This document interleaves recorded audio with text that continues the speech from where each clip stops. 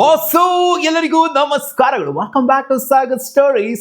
RCB ಬಗ್ಗೆ ಮಾತಾಡಿದ್ರೆ ರಜತ್ ಪತಿದಾರ್ ಅವರು ಜೊತೆಗೆ ಕೃಷ್ಣಮಾಚಾರ್ಯ ಶ್ರೀಕಾಂತ್ ಸಿಕ್ಕಾಪಟ್ಟೆ ರೊಚ್ಕೆದ್ ಬಿಡಿದ್ರೆ ಸೆಲೆಕ್ಷನ್ ಕಮಿಟಿಯ ವಿರುದ್ಧ ಏನು ಆಗ್ತಾ ಇದೆ, ಸೆಲೆಕ್ಷನ್ ಕಮಿಟಿ ಯಾಕೆ ಈ ತರ ಮಾಡ್ತಾ ಇದೆ ಅಂತ ರೊಚ್ಕೆದ್ ಬಿಡಿದ್ರೆ ಫಸ್ಟ್ ಕೃಷ್ಣಮಾಚಾರ್ಯ ಶ್ರೀಕಾಂತ್ ಹೇಳಿರೋದೇನು ಅಂತಂದ್ರೆ ರಜತ್ ಪತಿದಾರ್ಗೆ ಅವಕಾಶ ಕೊಡಬೇಕಾಗಿತ್ತು.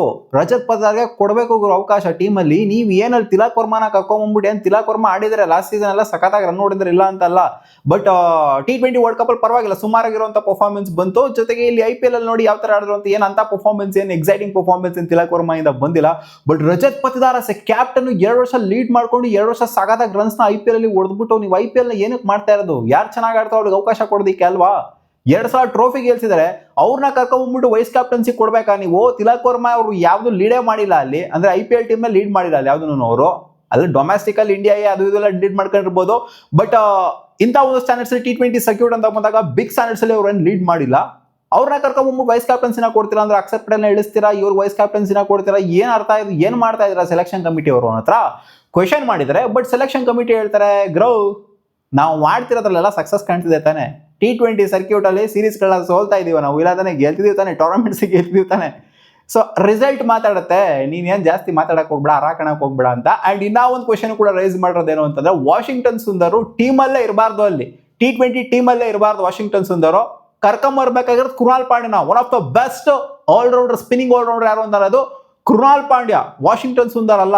ಅವ್ರನ್ನ ಕರ್ಕೊಬರ್ಬೇಕು ಇವ್ರನ್ನಲ್ಲ ಅಂತ ಡೈರೆಕ್ಟ್ ಆಗಿ ಸ್ಲ್ಯಾಮ್ ಮಾಡಿದ್ರೆ ಸೆಲೆಕ್ಷನ್ ಕಮಿಟಿ. ಇದೊಂದು ಸ್ವಲ್ಪ ವ್ಯಾಲಿಡ್ ಅಂತಾನೆ ಅನ್ಸುತ್ತೆ. ವಾಷಿಂಗ್ಟನ್ ಸುಂದರ್ಗಿಂತ ಕೃಣಾಲ್ ಪಾಂಡ್ಯನ ಕರ್ಕೊಂಬಂತು ಇಂಡಿಯನ್ ಟೀಮ್ ಅಲ್ಲಿ ನನ್ನ ಪ್ರಕಾರ ಚೆನ್ನಾಗಿರುತ್ತೆ. ಯಾಕಂದ್ರೆ ಒನ್ ಆಫ್ ದ ಬೆಸ್ಟ್ ಒಂಥರ ವೇರಿಯೇಷನ್ ಆಗಿರ್ಲಿ, ಜೊತೆಗೆ ಬ್ಯಾಟಿಂಗ್ ಆಡುವಂತ ಅಬಿಲಿಟಿನೇ ಆಗಿರ್ಲಿ ಕೃಣಾಲ್ ಪಾಂಡ್ಯಕ್ಕೆ ಜಾಸ್ತಿ ಇದೆ ಇವ್ರಿಗೆ ಕಂಪೇರ್ ಮಾಡ್ತು ಅಂತ ಅಂದಾಗ.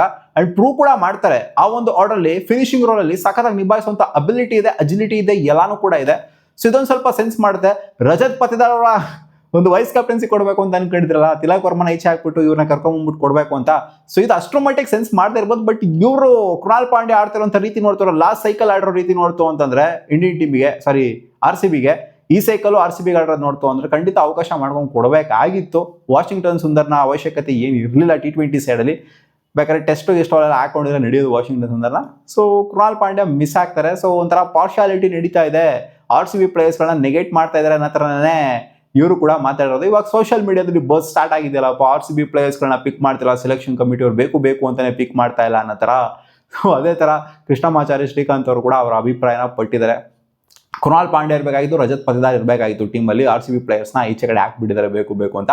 ಅಂಡ್ ಒಂದು ಪಾಡ್ಕಾಸ್ಟ್ ಅಲ್ಲಿ, ರೀಸೆಂಟ್ ಆದಂಥ ಒಂದು ಪಾಡ್ಕಾಸ್ಟ್ ಅಲ್ಲಿ ರಜತ್ ಪತಿದಾರ್ RCBಯ ಕ್ಯಾಪ್ಟನ್ ಮಾತಾಡಿದ್ರೆ, ನಾನು RCBಗೆ ಬರೋದಕ್ಕೆ ರೆಡಿನೇ ಇರಲಿಲ್ಲ. RCBಗೆ ನಾನು ಒಂಥರ ಇಲ್ಲದ ಮನಸ್ಸಿಂದ ಬಂದೆ. ನಾನು 2022 ಅಲ್ಲಿ ನಾನು ಬರಬಾರ್ದು ಅಂತ ಅನ್ಕೊಂಡಿದ್ದೆ, RCBಗೆ ಹೋಗಬಾರ್ದು ಮತ್ತೆ ಅಂತ ಅನ್ಕೊಂಡಿದ್ದೆ ನಾನು. ಬಟ್ ಆದರೂ ಕೂಡ ಇಲ್ಲದ ಮನಸ್ಸಿಂದ ಬಂದೆ. ಯಾಕಂದ್ರೆ ನನಗೆ ಮದುವೆ ಬೇರೆ ಫಿಕ್ಸ್ ಆಗಿತ್ತು ಆ ಟೈಮಲ್ಲಿ, ಡೇಟ್ ಎಲ್ಲ ಫಿಕ್ಸ್ ಆಗಿ ಹೋಗ್ಬಿಟ್ಟಿತ್ತು. ನಾನು ಅದನ್ನ ಕ್ಯಾನ್ಸಲ್ ಮಾಡಿ ಬರಬೇಕಾಗಿತ್ತು ಅಂತಂದ್ರೆ ನನಗೆ ಅದು ಇಷ್ಟ ಇರಲಿಲ್ಲ. RCBಗೆ ಬಂದ್ಬಿಟ್ಟು ಜಾಯ್ನ್ ಆಗೋದು ಇಷ್ಟ ಇರಲಿಲ್ಲ. ಏನಕ್ಕೆ ಅಂತಂದ್ರೆ ರಿಪ್ಲೇಸ್ಮೆಂಟ್ ಆಗಿ ಏನೋ ಇವ್ರು ರಿಪ್ಲೇಸ್ಮೆಂಟ್ ಆಗಿ ತಗೊಂತಾರೆ, ಲವನಿ ಚಶೋಯ ಅಂತ ಕಾಣಿಸುತ್ತೆ ರಿಪ್ಲೇಸ್ಮೆಂಟ್. ಇವ್ರು ಅವರ ರಿಪ್ಲೇಸ್ಮೆಂಟ್ ಅಂತ ಕಾಣಿಸುತ್ತೆ ಬಂದಿದ್ದು 2022 ಅಲ್ಲಿ. 2020 2021 ಅಲ್ಲೋ ಇವ್ರು RCB ಇರ್ತಾರೆ. 2022 ಅಲ್ಲಿ ಅನ್ಸೋಲ್ಡ್ ಆಗ್ತಾರೆ. ಅನ್ಸೋಲ್ಡ್ ಆದ ನಂತರ RCB ಮತ್ತೆ ಇವ್ರನ್ನೇ ಬುಟ್ಟಿಗೆ ಹಾಕಂತಾರೆ. ಇವ್ರಿಗೆ ಮನ್ಸಿರ್ಲಿಲ್ವಂತೆ ಬರೋದಕ್ಕೆ RCBಗೆ ಜಾಯ್ನ್ ಆಗೋದಕ್ಕೆ, ಯಾಕಂದ್ರೆ ಬೆಂಚಲ್ಲಿ ಕೂರ್ಸೋರು. ನಾನು 2020 ನೋಡ್ಬಿಟ್ಟಿದೆ, RCB ನನ್ನ ಆಲ್ಮೋಸ್ಟ್ ಬೆಂಚ್ ಮಾಡಿದ್ರು, ಕೂರಿಸಿದ್ರು, ಒಂದೆರಡು ಅವಕಾಶ ಕೊಟ್ಬಿಟ್ಟು ಸುಮ್ಮನೆ ಕೂರಿಸ್ಬಿಟ್ಟಿದ್ರು. ನನಗೆ ಇಷ್ಟ ಇರಲಿಲ್ಲ RCBಗೆ ಪರ್ಸ್ನಲಿ ಹೋಗೋದಕ್ಕೆ.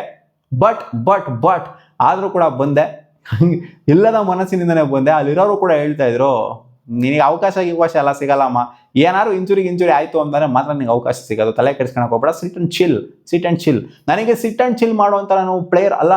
ನಾನು ಫಸ್ಟಿಂದನೂ ಅಷ್ಟೇ ಸಿಟ್ ಆ್ಯಂಡ್ ಚಿಲ್, ಎಲ್ಲೂ ಕೂಡ ನಾನು ಸಿಟ್ ಆ್ಯಂಡ್ ಚಿಲ್ ಮಾಡ್ತಿರ್ಲಿಲ್ಲ. ನಾನು ಒಂಥರ ಹೋಗ್ಬಿಟ್ಟು ಆನ್ ಫೀಲ್ಡ್ ನಿಂತ್ಕೊಂಡು ಆಡೋವಂಥ ಪ್ಲೇಯರ್ ನಾನು.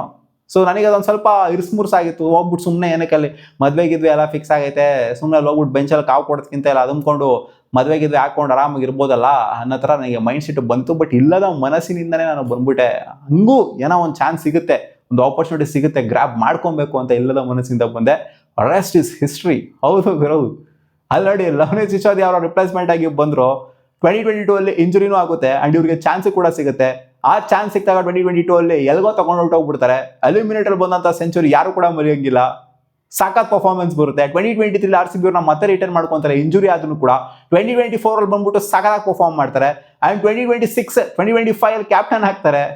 ನೋಡಿ, ಎಲ್ಲದ ಮನಸ್ಸಿನಿಂದ ಬಂದಂತ ರಜತ್ ಪತಿದಾರು ಇವಾಗ RCBಗೆ ಬ್ಯಾಕ್ ಟು ಬ್ಯಾಕ್ ಟ್ರೋಫೀಸ್ ಗೆಲ್ಸ್ತಾರೆ ಅಂತಂದ್ರೆ ಅವರು ಕೂಡ ಅನ್ಕೊಂಡಿರ್ಲಿಲ್ಲ ನಾನು RCBಗೆ ಕ್ಯಾಪ್ಟನ್ ಆಗ್ತೀನಿ, RCBಗೆ ಬ್ಯಾಕ್ ಟು ಬ್ಯಾಕ್ ಟ್ರೋಫಿ, ಅದು ಫಸ್ಟ್ ಟೈಮ್ RCB ನನ್ನ ಕ್ಯಾಪ್ಟನ್ಸಿಲಿ ಗೆಲ್ಲುತ್ತೆ ಅಂತ ಅವ್ರ ಕನಸು ಮನಸ್ಸಿನಲ್ಲೂ ಕೂಡ ಅನ್ಕೊಂಡಿರ್ಲಿಲ್ಲ.